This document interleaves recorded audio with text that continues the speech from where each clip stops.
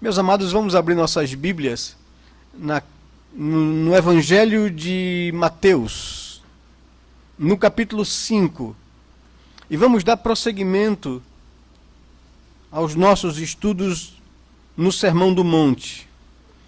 Mateus capítulo 5, e vamos acompanhar a leitura do verso 27 ao verso 32.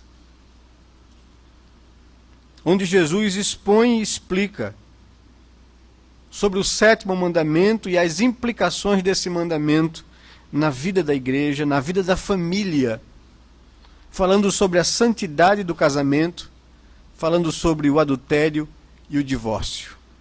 Vamos atentar à voz e ao ensino do Senhor Jesus contido aqui no Evangelho de Mateus, no capítulo 5, verso 27 ao verso 32. Onde a palavra de Deus nos diz assim: Ouviste que foi dito, não adulterarás. Eu, porém, vos digo, qualquer que olhar para uma mulher com intenção impura, no coração já adulterou com ela. Se o teu olho direito te faz tropeçar, arranca-o e lança-o de ti, pois te convém que se perca um dos teus membros, e não seja todo o teu corpo lançado no inferno. E se a tua mão direita te faz tropeçar, corta e lança de ti, pois te convém que se perca um dos teus membros, e não vá todo o teu corpo para o inferno. Também foi dito, aquele que repudiar sua mulher, dê-lhe carta de divórcio.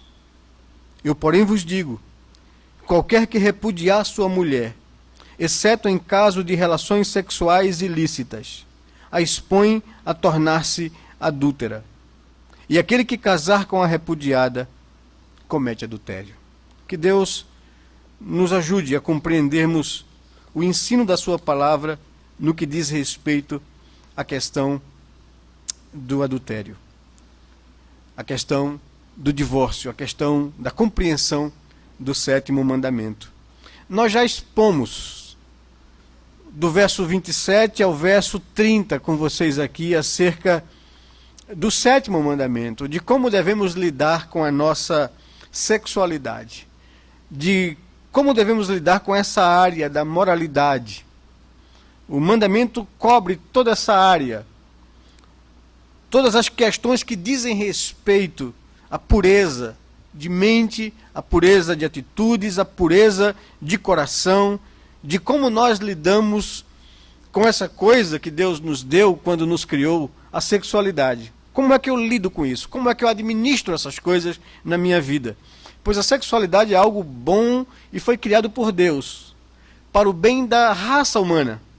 Agora, também Deus que nos deu essa coisa boa, para ser dividida, partilhada, também nos deu normas de como devemos viver e lidar com isso de forma tal que a nossa vida agrade a Deus.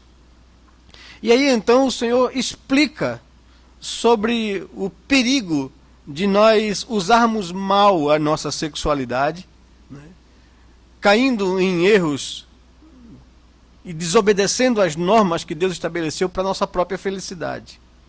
O mandamento, nós já vimos aqui com vocês, não está focado tão somente para a relação das pessoas casadas que quebram a exclusividade sendo infiel um ao outro. Não. Evidentemente, esse aqui é o extremo para o Senhor. O adultério é algo muito, muito agressivo, que vai de encontro, que pode ferir a instituição do casamento que Deus criou. Nós já vimos com vocês que o casamento é uma instituição divina, não é uma invenção humana. Foi Deus quem estabeleceu o casamento lá no Éden, quando criou homem e mulher e os uniu. Então foi Deus quem viu que não era bom que o homem estivesse só. Ele criou uma auxiliadora que lhe fosse perfeitamente adequada. Foi Deus quem pensou. Foi Deus quem instituiu. O casamento, a família, é uma instituição de Deus. E Deus, então, agora protege o casamento. E o adultério colocado aqui é o pecado que mais agressivo, mais sério, é contra a instituição do casamento, porque nós vimos que o casamento está fundamentado entre dois princípios ou dois pilares. ele foi criado para ser permanente, duradouro, indissolúvel. O que Deus uniu, não separe o homem. Esse é o princípio da permanência. E o outro princípio que sustenta um casamento, além da permanência, da durabilidade dele, é a exclusividade. Quando um homem e uma mulher decidem por um parceiro, uma parceira, para compartilharem a sua vida ao lado dessa pessoa. Esse é o princípio da exclusividade. E eles fazem uma aliança, um pacto, um com o outro. O pacto de estar com o outro, de cuidar do outro, quer nos momentos bons, quer nos momentos maus, quer nos momentos de fartura, quer nos momentos de dificuldade, quer na saúde, quer na doença. Eles se comprometem, eles entram em aliança, fazem um pacto de fidelidade um com o outro, que não deixará o outro, que não largará o outro, que não abandonará o outro, e que será exclusivo do outro, que não introduzirá nessa relação nenhum estranho, nenhuma outra pessoa alheia a essa aliança. Então, a permanência é um princípio, é uma base, é um pilar do casamento, e a exclusividade é a base do casamento. E nós vimos que o casamento pode ser quebrado, essa aliança pode ser quebrada, quando se quebra a exclusividade. E o perigo de quebrar a exclusividade, da infidelidade, do adultério, é posto por Jesus no 7º mandamento como algo grave, como algo sério, que pode quebrar, a única coisa que pode quebrar o que Deus instituiu. Então, por isso, e observem bem, que eu deixei para tratar desse assunto do repúdio, do divórcio, de forma separada, não porque ele está de forma separada, porque o texto traz como decorrência, como consequência da quebra da exclusividade, a quebra da permanência. O verso 31 e o verso 22 está falando da possibilidade da quebra do pilar da permanência, porque foi quebrado antes o pilar da exclusividade. Então, uma coisa é consequência da outra. E aí Jesus, então, fala para os discípulos com aquela mesma metodologia que ele estava usando. Vocês ouviram o que foi ensinado pela religiosidade de Israel a vocês, que aquele que repudiar a sua mulher, dê-lhe carta de divórcio.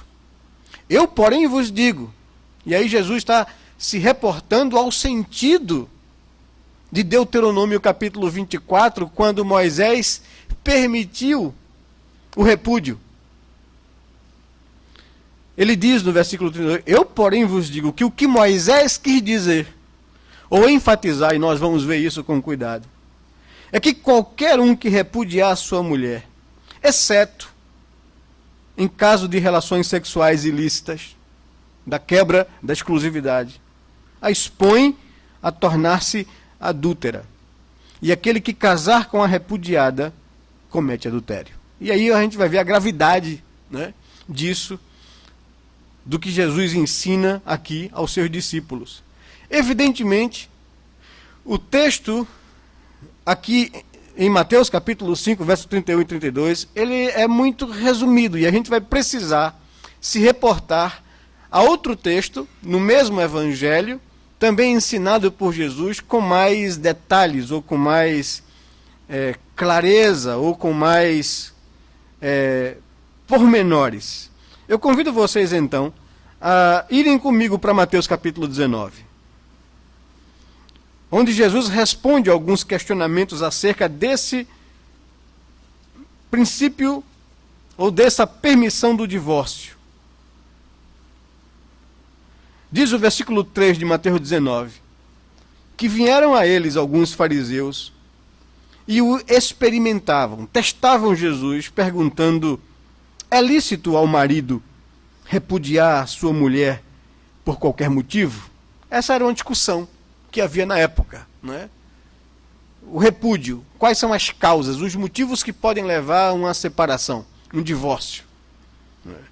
E haviam várias escolas ou várias ideias, vários conceitos sendo discutidos naquela época. Uns diziam que não, é somente por causa da quebra da exclusividade.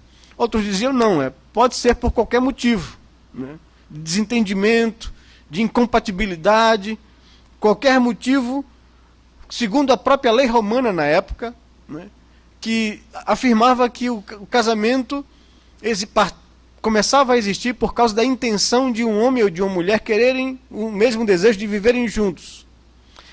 Também, quando esse desejo cessar, também cessa o casamento.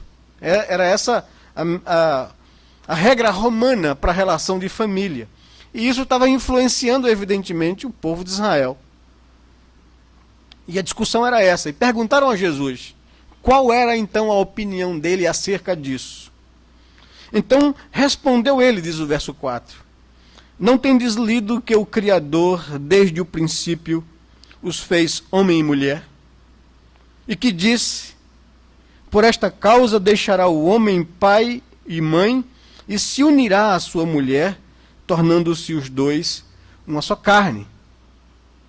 De modo que já não são mais dois, porém uma só carne. Portanto, o que Deus uniu, o que Deus ajuntou, não separe o homem. Replicaram-lhe então: por que mandou então Moisés dar carta de divórcio e repudiar? E aí, eles entenderam que Jesus estava indo de encontro à lei, de encontro ao que Moisés disse. Se o Senhor está dizendo que a intenção de Deus, quando instituiu o casamento, é indissolúvel e permanente, que torna duas pessoas uma só carne, né? Por que então Moisés mandou divorciar? Há alguma contradição entre o que o Senhor está ensinando e o que Moisés ensinou? Há alguma contradição entre o Antigo Testamento e agora isso que o Senhor está falando? Respondeu-lhe Jesus: por causa da dureza do vosso coração é que Moisés vos permitiu repudiar a vossa mulher. Entretanto, não foi assim desde o princípio.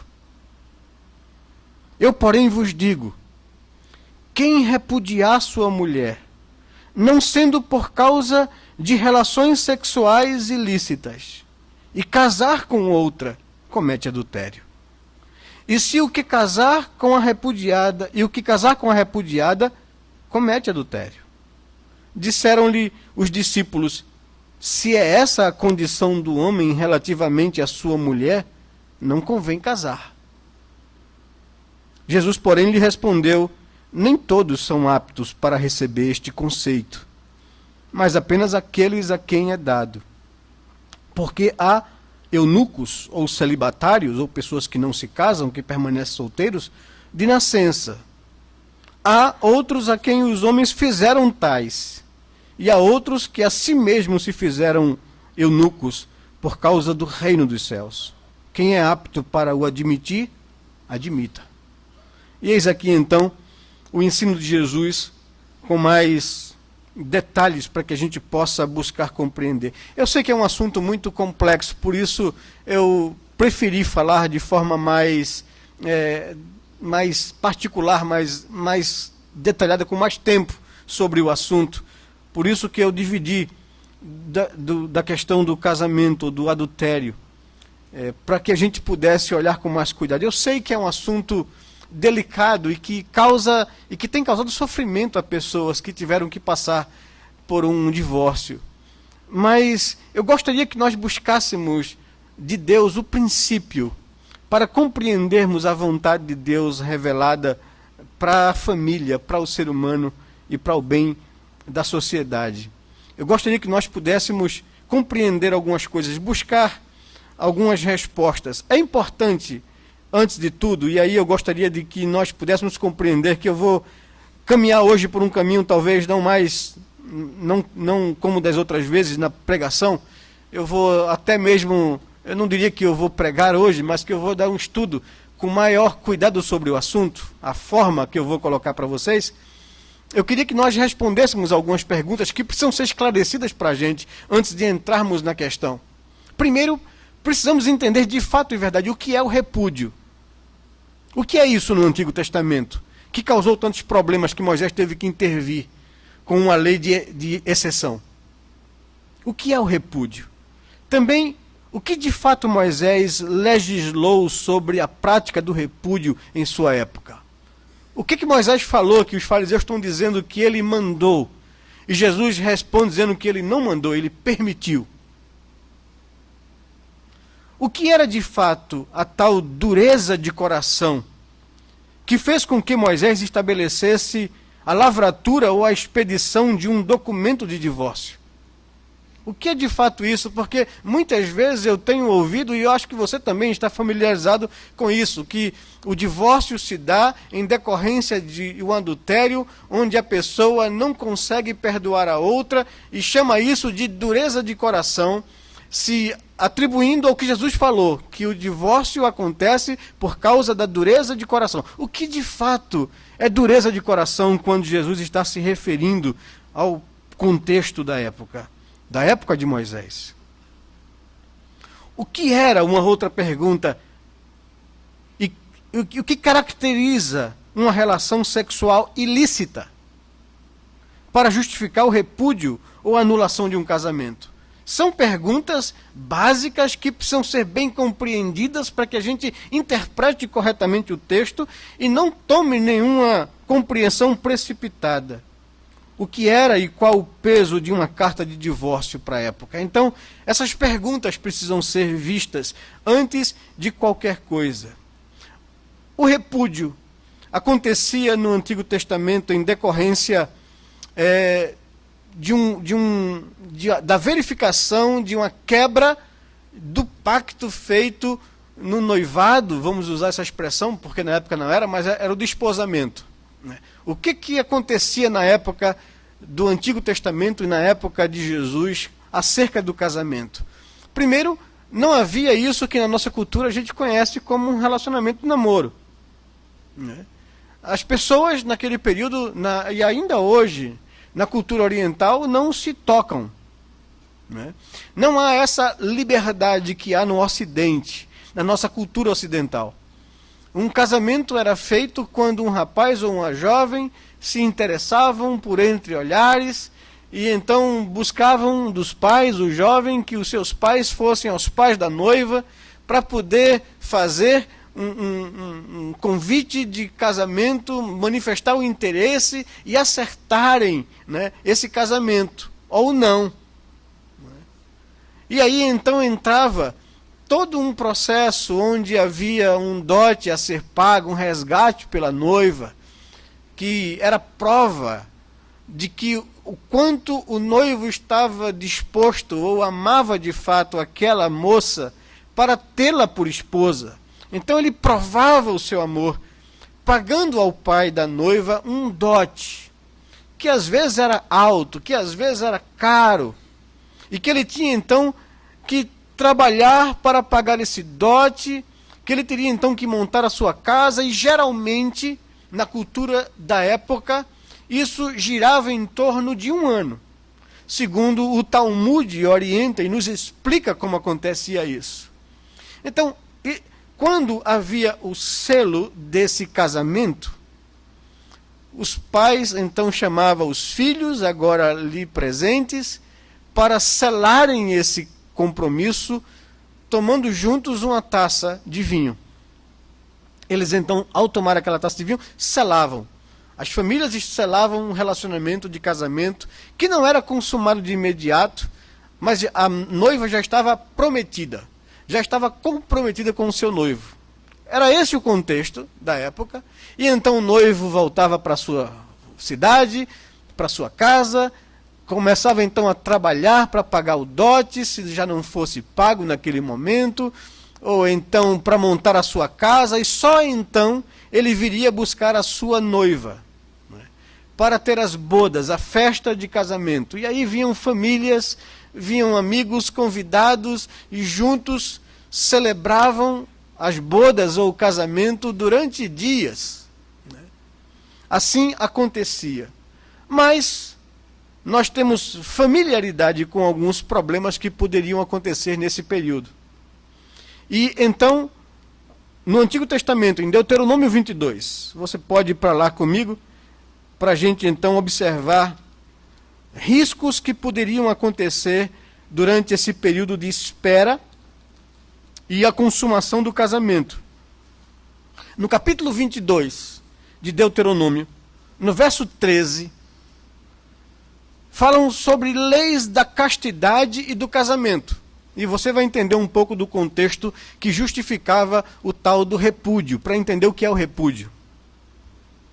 Diz lá o versículo 13 que se um homem casar com uma mulher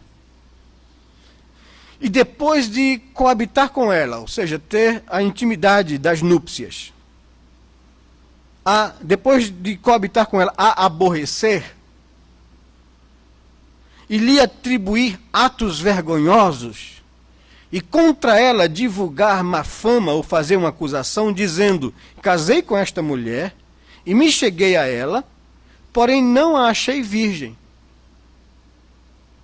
Ou seja, ele fez um pacto de casamento com as famílias, e a moça, não sabemos em que altura da sua vida, ou já não era mais virgem, ou então quebrou o compromisso com o noivo, tendo um relacionamento sexual com outra pessoa, enquanto estava desposada ou comprometida. Quando acontecia um fato como esse, o noivo, então, o marido, agora casado, ao perceber que nas núpcias a noiva já não era mais virgem, ele então reclamava o direito de anular o pacto, anular o casamento. Isso era o repúdio. Isso era encontrar na noiva algo indecente, vergonhoso. Ou isso era a tal da relações sexuais ilícitas, promiscuidade, intimidade sexual antes do casamento, né? Com a outra pessoa que não era o noivo que fez a aliança. Então, nesses casos, o Antigo Testamento permitia o cancelamento do casamento, ou o que a Bíblia chama de repúdio. Agora, sigam comigo para você ver os abusos que começaram a acontecer em Israel por causa da dureza de coração de determinados homens, por causa da maldade de determinados homens. O verso 15 continua dizendo que então o pai da moça e sua mãe tomarão as provas da virgindade da moça e as levarão aos anciãos da cidade à porta. Porque essa reclamação era feita em tribunal, diante dos anciãos da cidade. O pai da moça dirá aos anciãos, versículo 16, dei minha filha por mulher a este homem, porém ele a aborreceu. E eis que lhe atribuiu atos vergonhosos, dizendo, não achei virgem a tua filha. Todavia, eis aqui as provas da virgindade da minha filha, e estenderão as roupas das núpcias, as roupas íntimas dela, diante dos anciãos da cidade, os quais tomarão o homem e o açoitarão, e o condenarão a 100 siclos de prata, e o darão ao pai da moça, os 100 siclos de prata, porquanto divulgou uma fama sobre uma virgem de Israel. Ela ficará sendo sua mulher, e ele não poderá mandá-la embora durante toda a sua vida. Ele não poderá repudiá-la, né? Então, o que estava acontecendo era que determinados homens, ao consumarem o casamento, eles levantavam uma acusação dizendo que a moça não era virgem, e então repudiavam, anulavam o casamento, depois de terem tido intimidade sexual com a moça. E aí os pais poderiam provar a virgindade da filha, e esse homem seria açoitado e pagaria um preço pela difamação, e não poderia, em hipótese alguma, mais repudiar a sua mulher. Agora, verso 22. Não, desculpem. Verso 20. Porém, se isto for verdade, se de fato a moça não for virgem, se de fato houve por parte do pai ou da moça a tentativa de enganar o homem,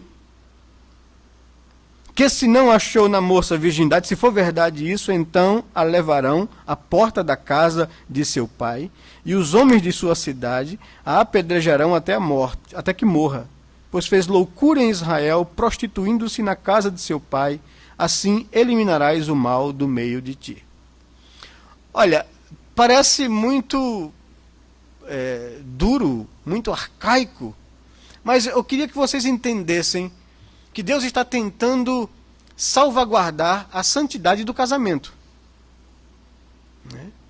Por conhecer a tendência do coração humano de se rebelar contra Deus, de difamar ou de tratar a sexualidade que Deus deu ao homem de forma leviana. Então Deus está tentando zelar pela instituição que Ele criou, o casamento.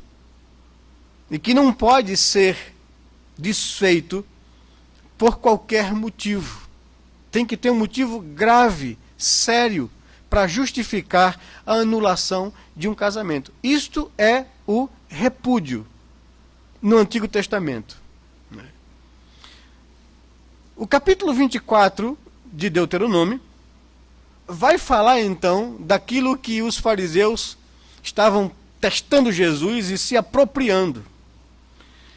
Moisés está considerando ou está lendo uma realidade que estava acontecendo em demasia no meio do povo de Deus. Ele diz assim no capítulo 24, no verso 1, se, e é uma condicional, um homem tomar uma mulher e se casar com ela, e se ela não for agradável aos seus olhos, por ter ele achado coisa indecente nela, ou seja, é a mesma referência do 22.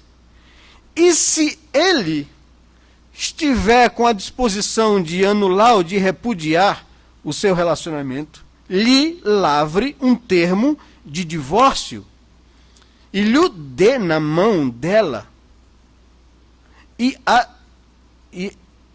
lhe dê na mão e a despedir da casa. Ele está colocando isso como condicional.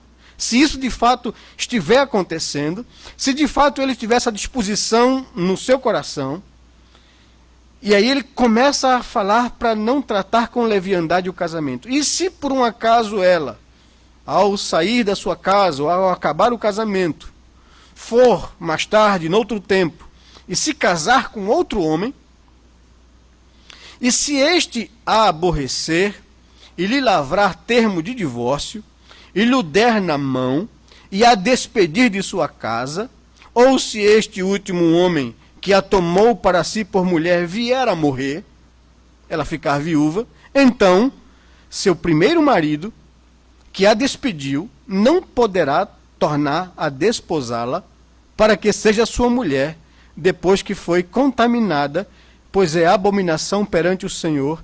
Assim não farás pecar a terra que o Senhor teu Deus te dá por herança. Veja bem, vamos tentar entender isso. A gente vai compreender melhor isso também se a gente se reportar a Malaquias, no capítulo 2, verso 15 e 16. Vamos tentar então reconstruir o que está acontecendo no Antigo Testamento, para que a gente não cometa nenhum erro de interpretação e aplicação da discussão de Jesus com os fariseus e coloque de forma irresponsável qualquer tipo de conduta na nossa vida hoje.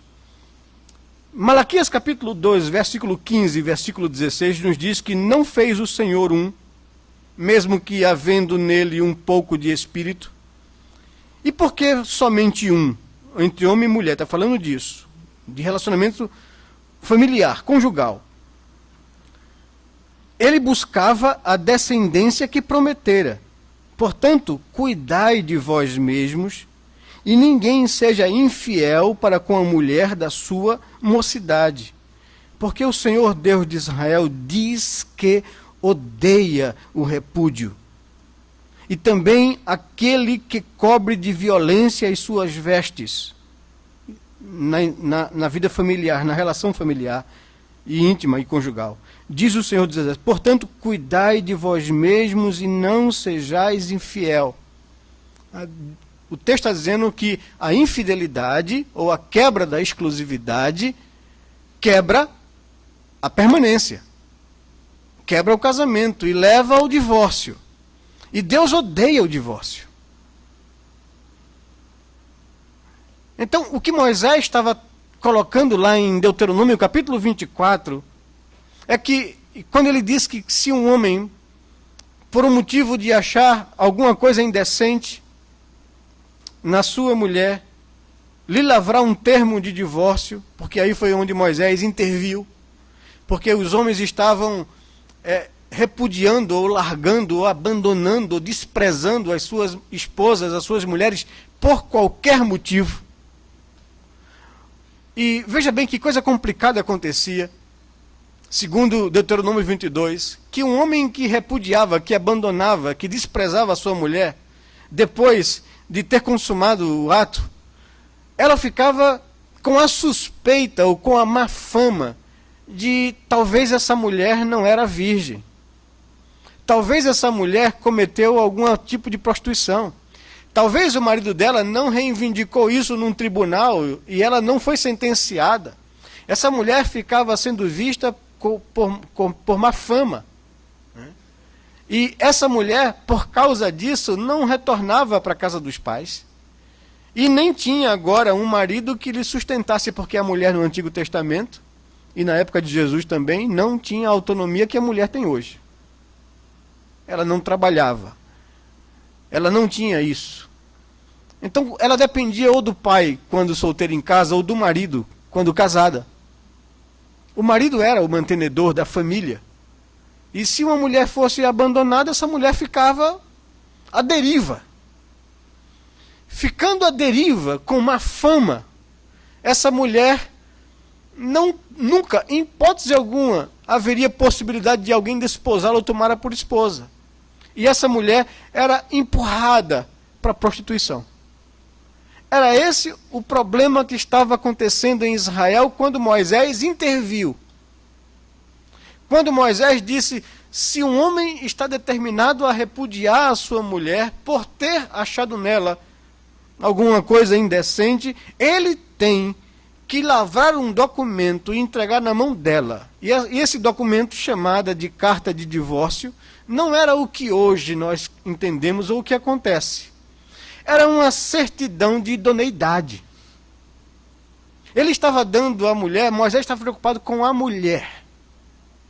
E ele dizia: os homens de Israel, por causa da dureza do coração, estão sendo infiéis, estão sendo indignos, estão sendo maus, estão expondo mulheres a uma situação de risco, trazendo sobre o povo de Deus o risco da prostituição.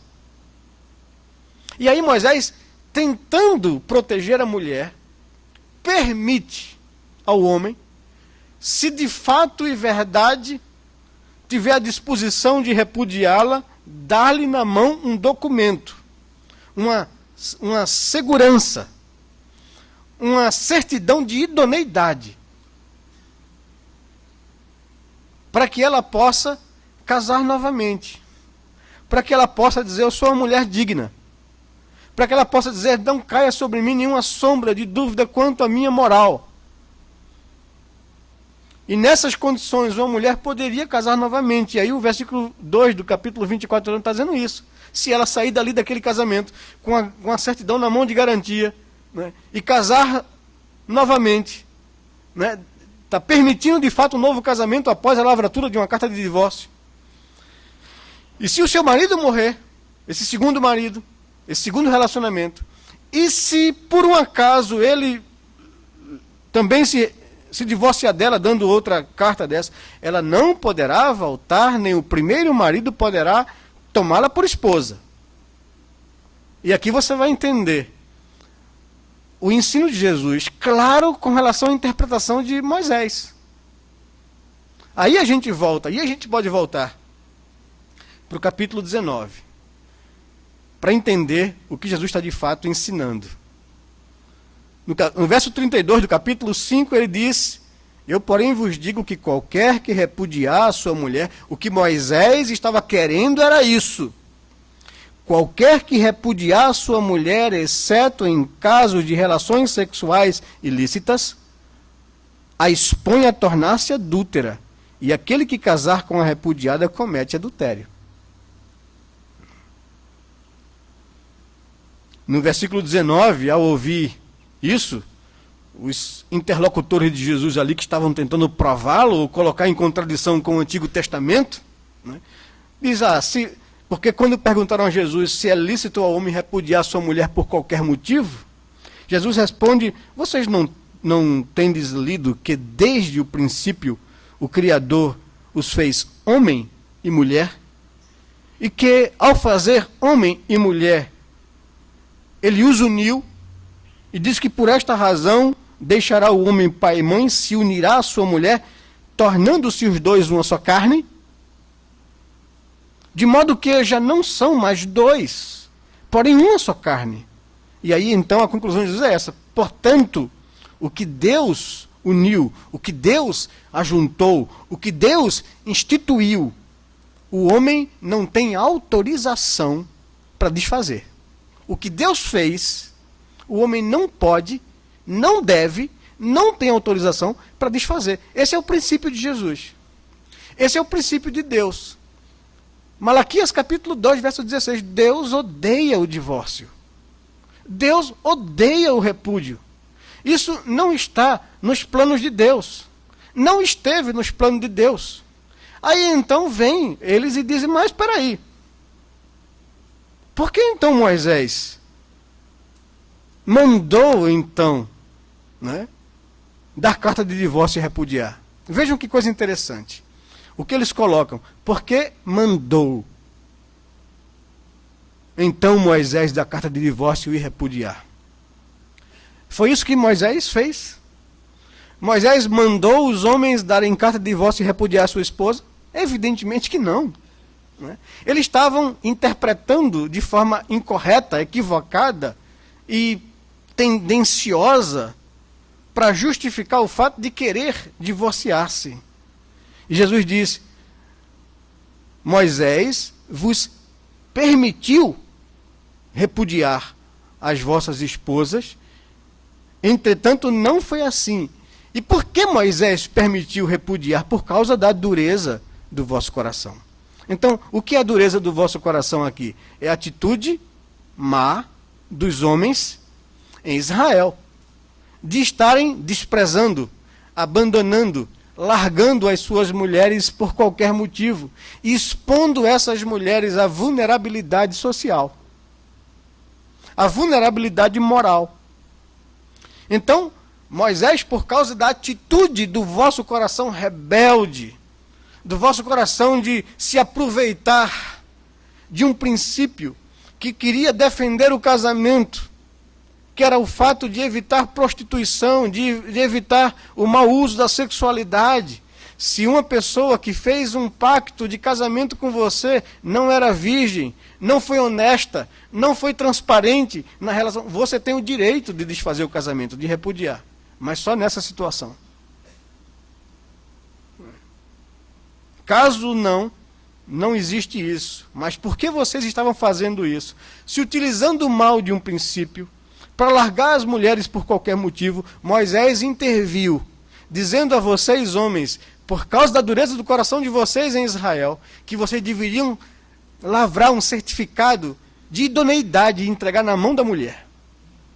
Agora, não use isso aqui agora, né, para tentar justificar o abandono, justificar a quebra de um pacto que vocês fizeram. Aí Jesus então entra: eu, porém, vos digo que quem repudiar a sua mulher, não sendo por causa de relações sexuais ilícitas, e casar com a repudiada, e casar com outra, comete adultério. E o que casar com a repudiada também comete adultério. Então, para Deus, não existe a quebra do casamento, do pacto da aliança entre um homem e uma mulher, senão por relações sexuais ilícitas. E aqui, por favor, o que é relações sexuais ilícitas, pastor? É a infidelidade de uma virgem desposada. Não é adultério. Porque adultério, no Antigo Testamento, o que acontecia com adultério no Antigo Testamento? Né? Morte. Não é anulação de casamento. Quando havia adúltero, quando um homem ou uma mulher adulteravam no Antigo Testamento, a sentença era morte. Não era outra coisa. E aí, só para a gente ter consciência disso, Deuteronômio capítulo 22, a gente volta para lá, para a gente ver exatamente isso. Porque algumas pessoas têm interpretado que relações sexuais ilícitas é infidelidade ou adultério. Não é? E então isso justifica o divórcio. Não, peraí. No Antigo Testamento, o adultério não era motivo para divórcio, e sim para morte. Porque Deus queria colocar a gravidade da santidade do casamento, da santidade e da sexualidade. No Antigo Testamento, o adultério não era causa de divórcio, e sim para enfrentar pena de morte diante de um tribunal. Deuteronômio capítulo 22, verso 22, nos diz que se um homem for achado deitado com uma mulher que tem marido, então ambos morrerão, o homem que se deitou com a mulher e a mulher. Assim eliminarás o mal de Israel. Então, a Bíblia é clara. Relações sexuais ilícitas, citado por Jesus aqui em Mateus, não é adultério. É o caso de Deuteronômio 22, de um homem que se comprometeu com a jovem, que pagou um dote, que trabalhou um tempo para montar a sua casa, e quando tomou-a por esposa, percebeu que ela não era mais pura. Que ela tinha tido relações sexuais anteriores e não foi honesta com ele nesse pacto de aliança. Então, nessa situação, ele poderia levá-la ao tribunal, ou ele poderia simplesmente desfazer o casamento sem levá-la ao tribunal. E nós temos um exemplo disso na Bíblia, não é? No Novo Testamento. O que aconteceu com José e Maria? Maria era desposada com José. E no período que José estava ainda montando sua casa, fazendo as coisas para vir buscar e tomá-la por esposa, ela se acha grávida. E José, diz o texto, não querendo infamá-la, e aí lembra, Deuteronômio capítulo 22, não querendo denunciá-la ao tribunal, por amá-la, a deixa secretamente, sem fazer alarde. E então vem o anjo do Senhor e fala com José em sonho, dizendo: José, não temas tomar Maria por tua esposa, porque ela não foi infiel a você. Ela não quebrou nenhum princípio. O que dela foi gerado é do Espírito de Deus. Deus a escolheu para ser mãe do Messias. Não tema por tomá-la por esposa. E ele então, com o coração tranquilo, a toma por esposa. Mas a atitude de José era não reclamar no tribunal uma infidelidade de Maria, porque ele a amava. E ele não queria colocar sobre ela esse peso. Ele preferiu mesmo, entendendo que ela não foi honesta com ele, que ela quebrou o pacto do casamento, deixá-la secretamente. Então, é disso que nós precisamos entender para compreendermos o ensino de Jesus acerca do questionamento sobre o divórcio, se é lícito ou se não era. Levíticos, capítulo 20, versículo 10, também fala o mesmo princípio de Deuteronômio 22, 22. Dizendo que se um homem e uma mulher forem pegas em adultério, ambos serão mortos. Então, relações sexuais ilícitas, colocada por Jesus em Mateus capítulo 19, não está se referindo a adultério. Está se referindo à questão de uma noiva desposada quebrar a exclusividade antes do próprio casamento, da própria prática do casamento, a execução do casamento, da cerimônia das bodas. Então Jesus está falando que quem repudiar a sua mulher, não sendo por causa do que prevê a lei do repúdio, e casar com outra, está cometendo adultério. E o que casar com a repudiada, também comete adultério. Disseram-lhe então os seus discípulos: se essa é a condição do homem relativamente à sua mulher, nem convém casar. Eles entenderam bem o que Jesus está dizendo. E nós precisamos entender bem o que Jesus está dizendo. E aí vem uma discussão, dos versículos 11 ao versículo 12. Jesus, porém, lhes respondeu: nem todos são aptos para receber este conceito, mas apenas aqueles a quem é dado. Que conceito? Aí tem duas linhas de interpretação. O conceito de casamento, que nem todos têm condições de casar, e a gente nem considera isso, né? Ou seja, tem pessoas que não estão dispostas a pagar o preço do sacrifício. E aqui eu digo a vocês, jovens solteiros, e nós casados aqui, o texto está dizendo que casamento não é fácil. Casamento tem suas complicações. Lidar com outra pessoa que é diferente de você, que foi educada de forma diferente, que tem jeito diferente, que a própria sexualidade imprime uma diferença, não é fácil. Amor é um sentimento que a gente aprende. Não confunda isso com desejo e com paixão. Porque isso tende a passar. E aí quando isso passa, a gente tem que aprender a amar. A abrir mão. A querer o outro. E aí Paulo é muito claro quando explica isso aos Efésios. Sobre qual deve ser a postura, a compreensão dos papéis nessa relação de casamento, visto toda essa dificuldade da nossa própria natureza caída e pecaminosa, egoísta, ensimesmada. Paulo diz que os homens, os maridos, devem amar as suas esposas, a semelhança de Cristo, que amou a igreja e se deu pela igreja. Que esse amor do homem para com relação à sua mulher é sacrificial. Se importa com o bem-estar dela, vive para isso. Se sacrifica diariamente para dar à sua esposa e à sua família o bem, a felicidade, a satisfação. Procura suprir as suas necessidades emocionais, físicas, íntimas. O marido deve amar a esposa como Cristo amou a igreja e se deu por ela. E a igreja não é boazinha. A igreja não é perfeita. A igreja é cheia de falhas, de rebeldia, de pecado.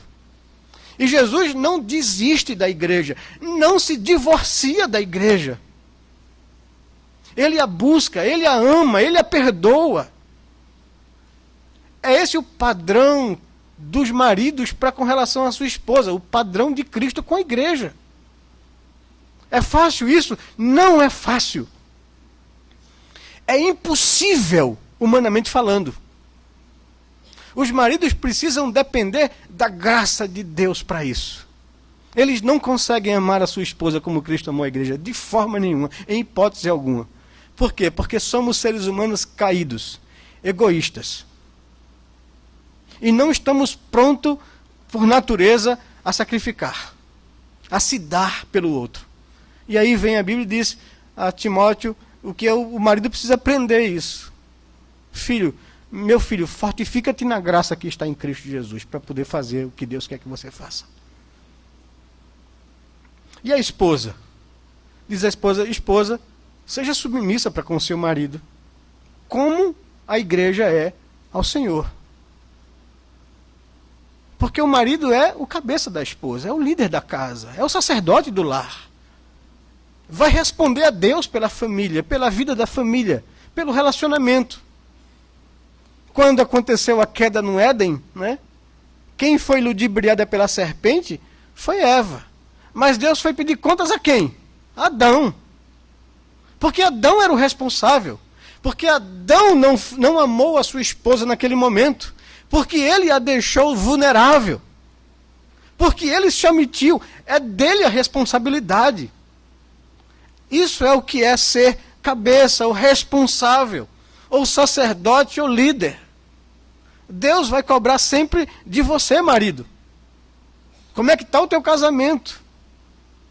Você vai poder dizer para Deus, como Adão disse, a mulher que o Senhor me deu por esposa, né? Olha aí a peça, né? E Deus vai dizer, Adão, eu quero saber, é você quem tem que ser pastor da vida dela, do coração dela, é você quem é sacerdote dela, não tem jeito.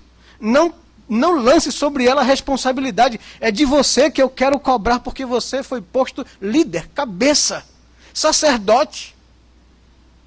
Amar a esposa é você agir em defesa dela, e você não agiu em defesa dela. Você deixou ela vulnerável à tentação. É sua culpa, é sua responsabilidade. É de você que eu vou cobrar, não tem jeito. Então, marido, você é responsável pela sua esposa. Ah, Senhor Deus, tu não conhece a minha esposa. Eu conheço, meu filho. E eu coloquei você para pastorear o coração dela. Então, pastoreia o coração dela. E a esposa vai responder a Deus. A tendência é essa, de dizer: Senhor, tu não conhece o marido que eu tenho. Como é que eu vou ser submissa a esse homem? O bicho é grosso. Né? E Deus vai dizer: minha filha, eu sei que ele é grosso. Por isso eu coloquei você para ser auxiliadora dele perfeitamente adequada.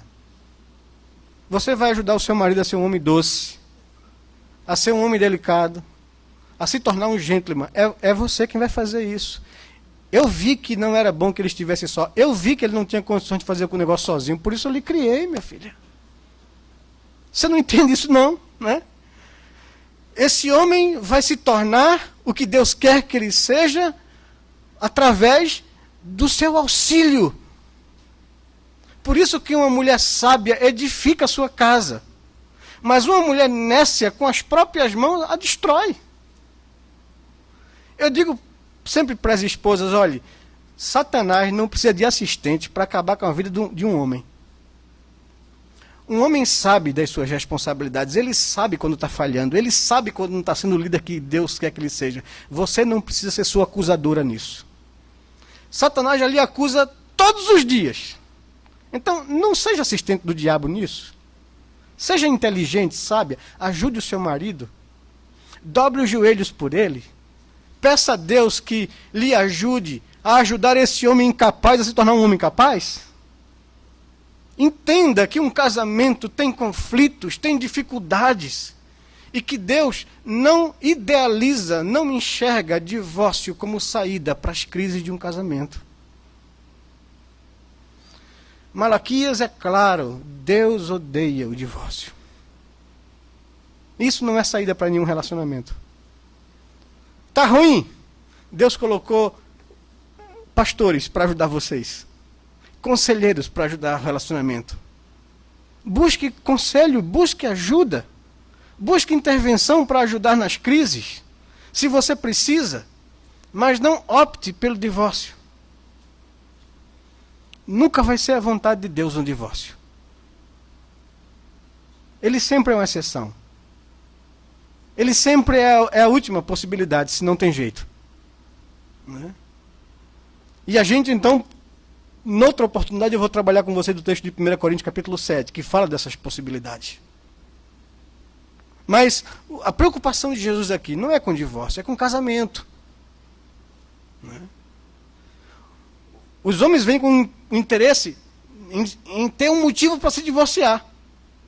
Jesus está dizendo: não, Deus não quer isso, e o divórcio não é permitido por Deus, senão em caso de relações sexuais ilícitas. E deixe-me dizer uma coisa para fechar aqui, já passei do meu tempo, me perdoe.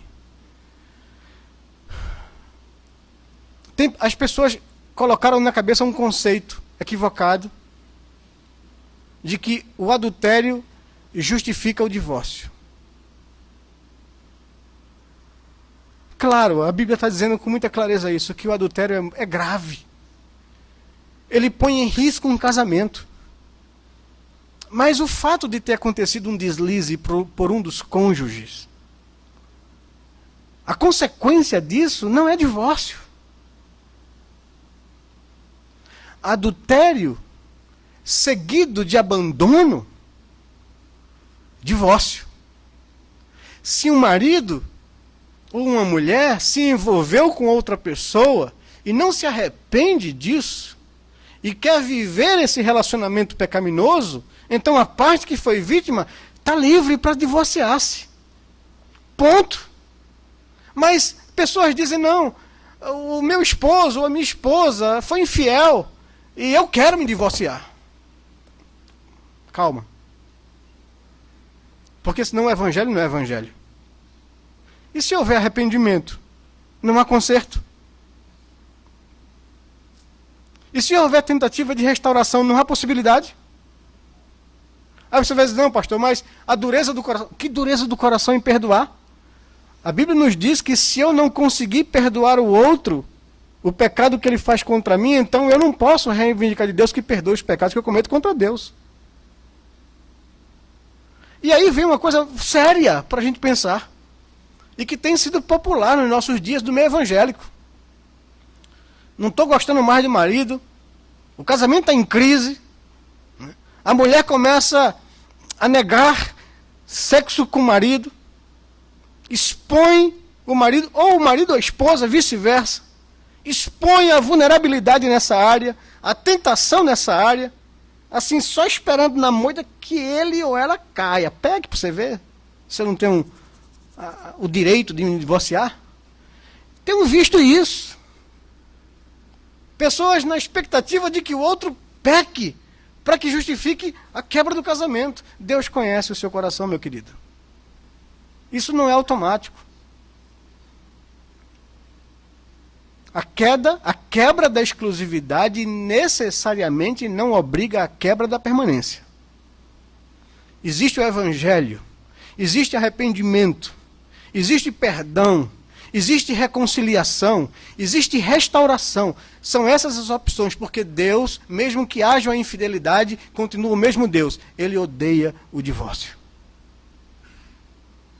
Então, a primeira opção a um adultério, meu querido, não é divórcio, é reparação, é arrependimento, é perdão, é reconciliação, é restauração de um relacionamento. E só não vai por essa via se aquele que cometeu o adultério não deseja isso, não está arrependido, não quer restaurar o casamento. Então, paciência. Agora, tudo isso deve ser feito debaixo da orientação da igreja, do pastor. Porque a pessoa que é, então, o casal é da igreja e um outro adulterou, está vivendo uma relação pecaminosa, isso tem que haver intervenção, tem que haver acompanhamento, tem que haver cuidado pastoral, tem que haver disciplina se necessário para poder restaurar e chamar arrependimento. E só então os pastores, o conselho da igreja garante, protege, está ao lado daquela parte que foi vítima e que buscou conserto e o outro não quis. Então essa pessoa está livre de fato e verdade, debaixo da orientação e da proteção espiritual da liderança da sua igreja. As pessoas têm feito isso de forma muito particular. Não estou bem com meu marido, as pessoas, não, fulano foi vítima de traição, acabou o casamento, mas a gente não sabe, não conhece, não acompanha, não pastoreou. Como é que funciona isso? Tem que haver o aval, o acompanhamento espiritual da igreja, para poder dar a uma pessoa garantias, de fato, você está em paz para com Deus, para refazer a sua vida. Porque a igreja tentou, o pastor tentou, todo mundo tentou, mas a outra pessoa não quis de jeito nenhum, então você está livre. Mas fora isso, não há como mensurar, como saber se a coisa foi feita pelos caminhos corretos. Então a gente não pode autorizar uma coisa que a gente não conhece nem acompanha. E assim não pode dar à pessoa a garantia, como no Antigo Testamento um tribunal dava a garantia. Não, você está livre. Julgou o caso, avaliou, tentou, acompanhou. Ok. Que Deus possa ajudar as nossas igrejas, os nossos casamentos. E você, jovem, precisa absorver então uma coisa aqui, algumas aplicações práticas para a nossa vida. Primeiro, quando um jovem solteiro for casar, ele tem que ter plena consciência que é uma decisão para a vida toda. Você não pode casar com a carta no bolso, se não der certo a gente se divorcia. Não existe isso. Diante de Deus, não. Você tem que casar, tomar uma decisão consciente que é para a vida toda. Que vai ser no momento da bonança e no momento da dificuldade, que vai ser no momento da saúde e da doença, que vai ser em toda e qualquer situação. Porque para Deus isso é indissolúvel.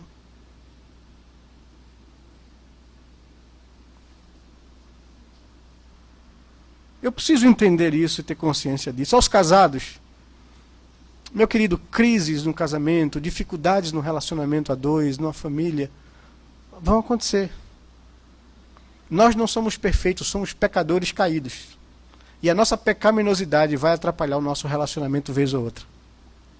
A gente tem então a palavra. A gente tem então a graça de sentar junto e orar e resolver isso. A gente tem a graça de poder buscar socorro e acompanhamento nos homens que Deus colocou sobre nossas vidas. Dá meios enormes para poder resolver problemas e Deus dá graça para poder a gente resolver. Então nunca considere essa possibilidade, né? Trabalhe para que Deus possa fortalecer o seu relacionamento, seu casamento, sua família. Que Deus possa nos abençoar e nos dar a convicção da sua vontade e da palavra, que é tão clara e é tão indiscutível, né? Que Deus possa nos abençoar, nos fazer uma igreja forte, de famílias fortes, de pessoas com convicção e obediência à palavra de Deus. Vamos orar, vamos nos colocar diante do Senhor nesse momento agora. Pai bendito, Deus de amor e misericórdia, nós agradecemos ao Senhor pela manhã, pela palavra, por esse momento de culto, por estarmos diante do Senhor. Pedimos a Tua graça sobre nossas vidas, ó Senhor Deus, sobre aquelas pessoas que ainda não casaram, que casem com essa consciência, com a convicção da Tua palavra. Te pedimos sobre as famílias, sobre os casamentos, que talvez tenham que lidar com crises, e tenham que viver momentos difíceis, e que estão vivendo, e que é sofrível. Que o Senhor lhes dê graça, Senhor Deus, para juntos buscar o Senhor em oração, sondar os seus próprios corações, e dispor-se a perdoar, a amar, a se abrir um para o outro. A Tua graça pode refazer essas coisas na nossa vida, Senhor. E também quero te pedir por aqueles que já tiveram que passar por uma experiência de separação e divórcio. Eu sei que é doloroso. Eu sei que traz consequências difíceis e terríveis. Dê-lhes a graça necessária para conseguir refazer as suas vidas, Pai. Para conseguir, se cometeu algum erro nessa separação, admitir isso, pedir ao Senhor perdão. Pedir ao Senhor que lhe restaure, que lhe ajude a viver a vida daqui para frente bem. Te pedimos que a graça do Senhor nos assista, que a gente entenda a santidade do casamento, a santidade e a pureza da sexualidade que o Senhor nos deu. Que a gente viva de acordo com a Tua vontade. Nós te pedimos assim, oramos ao Senhor, no nome e no amor de Jesus. E agora, irmãos, que a graça do nosso Senhor e Salvador Jesus Cristo, que o amor de Deus, o nosso Pai, que a comunhão e as consolações do Santo Espírito sejam sobre vós e sobre o povo de Deus espalhado na terra, agora e sempre, Senhor.